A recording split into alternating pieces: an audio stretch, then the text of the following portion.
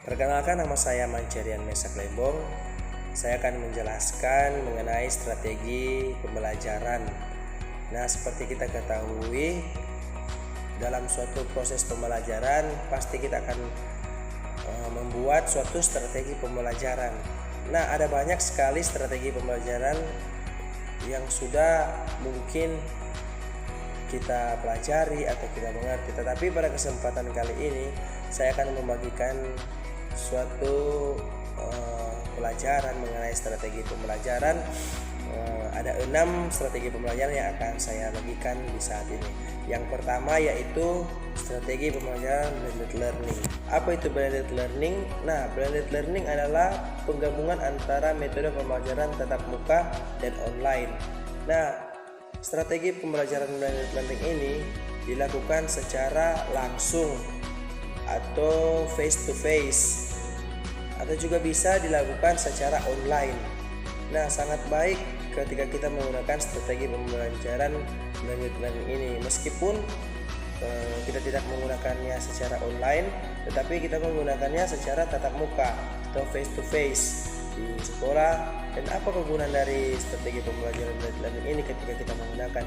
Ada banyak sekali fasilitas-fasilitas di dalamnya, seperti kita menggunakan media komputer ataupun kita menggunakan aplikasi-aplikasi yang ada di Android seperti YouTube atau seperti WA, seperti Classroom atau seperti Zoom dan Google Meet dan lain-lain.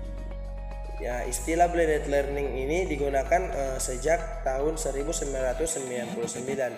Nah, menurut Chow Jones dan Kummer pada tahun 2008, blended learning ini melibatkan suatu kombinasi dari dua bidang perhatian, yaitu pendidikan dan teknologi. Nah, pendidikan sifat luas dari definisi ini berarti bahwa kritikus seperti Oliver dan Trickwell terdapat menyerang konsep sebagai tidak jelas. Akhirnya pemahaman yang berbeda mulai bertemu. Nah, ada kelebihan dari strategi pembelajaran blended learning ini. Yang pertama yaitu pembelajaran menjadi secara mandiri dan konvensional. Yang keduanya memiliki kelebihan yang dapat saling melengkapi. Nah, yang kedua, pembelajaran blended learning ini yaitu efektif dan efisien. Nah, meningkatkan aksesibilitas. Dengan adanya blended learning, maka peserta belajar semakin mudah dalam mengakses materi pembelajaran.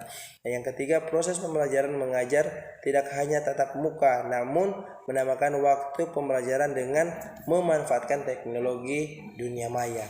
Nah, kekurangan dari blended learning, ternyata blended learning ini juga memiliki kekurangan. Nah, yang pertama, ketergantungan tentang internet dan media elektronik. Karena strategi pembelajaran ini tidak jauh dari media atau alat elektronik, maka dari kekurangannya ditemukan bahwa ada ketergantungan terhadap internet dan media elektronik. Nah, yang kedua, akan kesulitan bagi anak yang belum memahaminya. Kalau umpama anak yang baru mau memahami strategi pembelajaran blended learning ini, dia pasti akan terdapat banyak kesulitan karena tidak mudah bagi anak-anak yang belum mengerti untuk menggunakan alat elektronik dan media.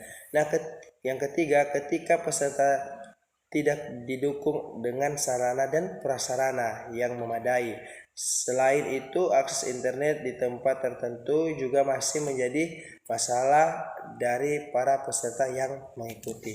Nah, itu adalah kelebihan dan kekurangan dari strategi pembelajaran blended learning. Kemudian kita masuk dalam strategi pembelajaran SPPKB atau strategi pembelajaran peningkatan kemampuan berpikir. Nah, strategi pembelajaran peningkatan kemampuan berpikir ini merupakan strategi pembelajaran yang menekankan kepada kemampuan berpikir siswa.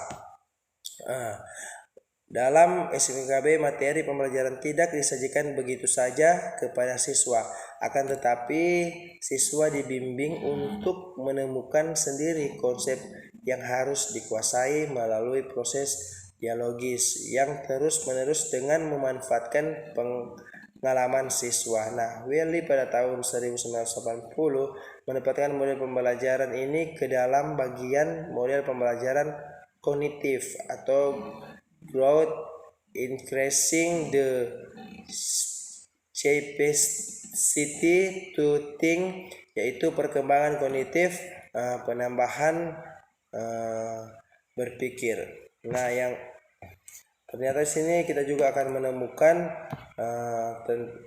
mengenai kekurangan dan kelebihan dari strategi itu SPPKB. Yang pertama, kelebihan yaitu melatih daya pikir siswa dalam menyelesaikan masalah yang ditemukan dalam kehidupannya. Yang kedua, persoalan yang disajikan oleh guru. Yang ketiga, proses pembelajaran siswa lebih siap menghadapi setiap siswa diprioritaskan lebih aktif. Yang keempat, memberikan kebebasan untuk mengeksplor kemampuan siswa dengan berbagai media yang ada.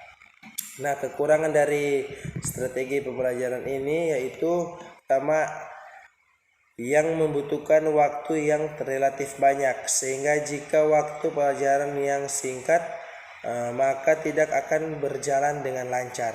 Nah, yang kedua, siswa yang memiliki kemampuan belajar berpikir rendah akan kesulitan untuk mengikuti pelajaran karena siswa selalu akan diarahkan untuk memecahkan masalah-masalah yang diajukan. Berikut yaitu strategi pembelajaran pendekatan saintifik. Nah, strategi pembelajaran pendekatan saintifik ini adalah pendekatan pembelajaran yang dirancang sedemikian rupa, mulai dari proses mengamati, menanya, mengumpulkan data atau informasi, mengasosiasi, dan mengkomunikasikan, sehingga mendorong perkembangan dan pengembangan kompetensi sikap, pengetahuan, dan keterampilan mahasiswa yang lebih baik. Nah, saintifik adalah pendekatan yang telah dipergunakan dalam pendidikan di Amerika.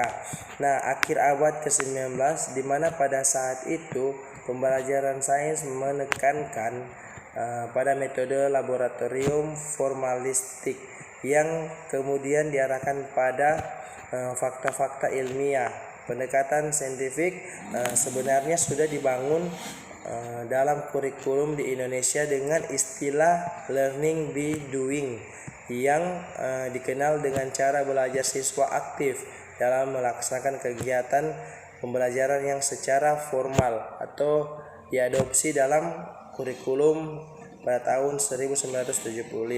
Nah, menurut Rusman tahun 2015, pendekatan saintifik merupakan pendekatan pembelajaran yang memberikan kesempatan pada siswa secara luas untuk melakukan eksplorasi dan elaborasi materi yang dipelajari. Di samping itu, memberikan kesempatan pada peserta didik untuk mengaktualisasikan kemampuan melalui kegiatan pembelajaran yang dirancang oleh guru. Kelebihan dari saintifik yang pertama, membantu siswa untuk memperbaiki dan meningkatkan keterampilan dan proses kognitif. Yang kedua, pengetahuan yang diperoleh melalui model ini sangat pribadi dan ampuh karena memperkuat pengertian, ingatan, dan transfer. Yang ketiga, menimbulkan rasa senang pada siswa karena timbulnya rasa dan menyenangkan. Yang keempat, menyebabkan siswa mengarahkan kegiatan belajarnya sendiri dengan melibatkan akalnya dan memotivasinya sendiri.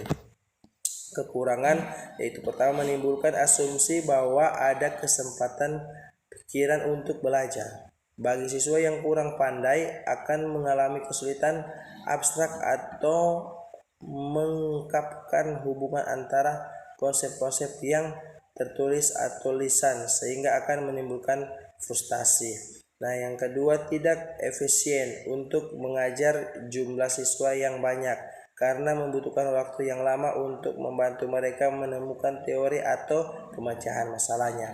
Yang ketiga, harapan-harapan yang terkandung dalam model ini dapat transaksi dengan siswa dan guru yang telah terbiasa dengan cara belajar yang lama. Nah, yang kemudian kita masuk dalam strategi pembelajaran aktif. Apa itu strategi pembelajaran aktif? Strategi pembelajaran aktif adalah suatu pembelajaran yang mengajak siswa untuk belajar dengan aktif. Berarti mereka mendominasi aktif pembelajaran. Nah, kelebihan dari strategi pembelajaran aktif ini yaitu pertama, meningkatkan keterlibatan aktif peserta didik. Nah, yang kedua, meningkatkan ingatan peserta didik pada konsep yang dipelajari. Yang ketiga, meningkatkan rasa memiliki proses pembelajaran. Nah, yang keempat, mengurangi ceramah guru. Nah, kekurangan dari strategi pembelajaran aktif yaitu tidak bisa menyelesaikan silabus. Yang kedua, tidak bisa mengontrol kelas. Yang ketiga, peserta didik tidak melakukan apa yang diinginkan guru.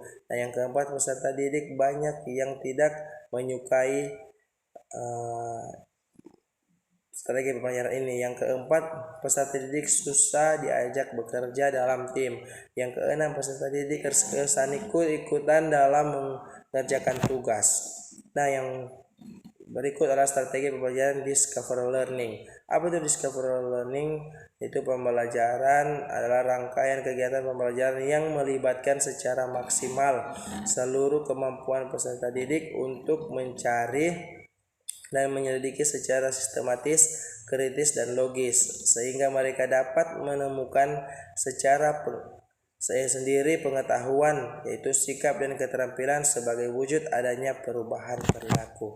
Nah, kelebihan dari strategi pembelajaran discover ini yaitu mendukung partisipasi aktif pembelajaran dalam proses pembelajaran, itu menumbuhkan rasa ingin tahu pembelajaran, memungkinkan perkembangan keterampilan itu belajar sepanjang hayat dari pembelajaran. Itu proses membuat pengalaman belajar menjadi lebih bersifat personal, membuat pembelajaran memiliki motivasi yang tinggi karena memberikan kesempatan kepada mereka untuk melakukan eksperimen dan menemukan sesuatu untuk diri mereka sendiri. Nah, kekurangan dari strategi pembelajaran discover learning yaitu kedangkalan, terjadi kebingungan pada para pembelajaran ketika tidak disediakan semacam kerangka kerja dan semacamnya.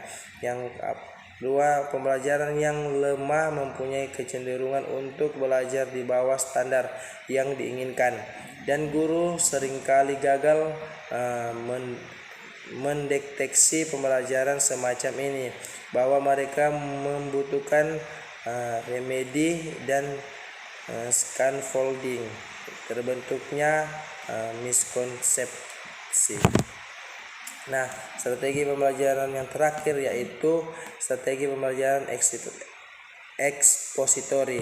Nah, apa itu ekspositori pembelajaran?